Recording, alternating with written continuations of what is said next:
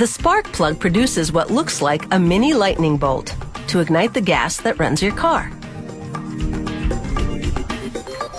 To make spark plugs, they blend alumina-ceramic powder and other ingredients with water. After a thorough mixing, the milky-looking brew drains into a big dryer, which converts it back to powder. The powder funnels into a mold. It closes to press the powder into the shape of spark plug insulators, and a binding ingredient in the mix helps them keep their shape.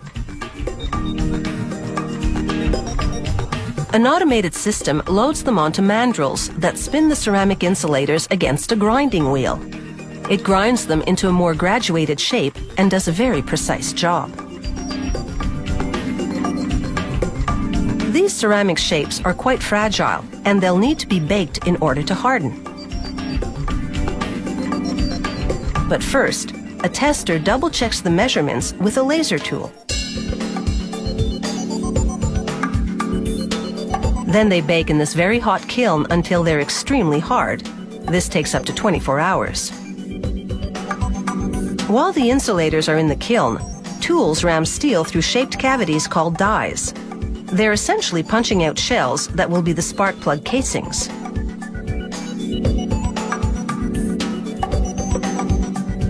Other tools bore into the upper part of the shells to give them a hexagonal profile. This will later enable mechanics to wrench them into a vehicle's engine block. More tooling contours the spark plug shells, and the result is quite a transformation. A conveyor now shuttles the spark plug shells forward as nickel alloy wire unwinds overhead.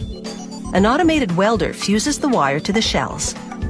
This wire will serve as the spark plug's ground electrode, and it will be bent towards a firing electrode later. The space between them will contain the spark.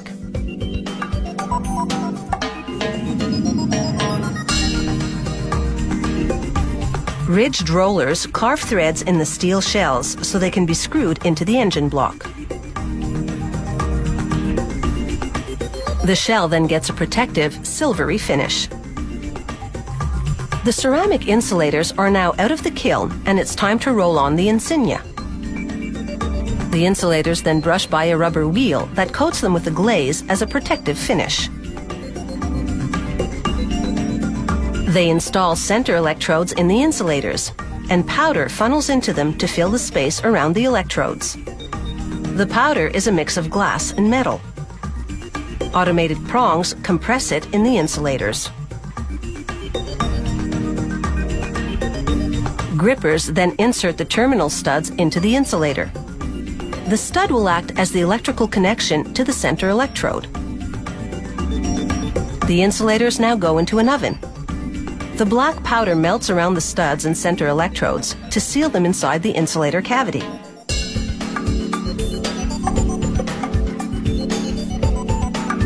Nozzles squirt oil onto the metal shells to lubricate them.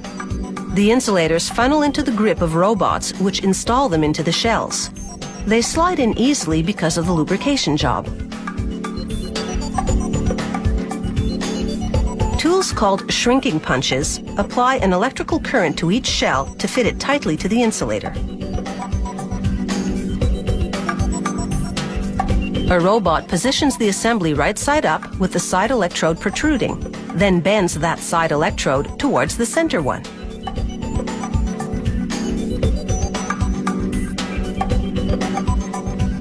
The robot then collects the spark plugs and sends them down the line. It's time for an inspection. She looks for imperfections in the glaze, the inscription, and the nickel plating. She measures the space between the two electrodes before sending them over to the packaging department. And now, these spark plugs are ready to keep your engine firing on all cylinders.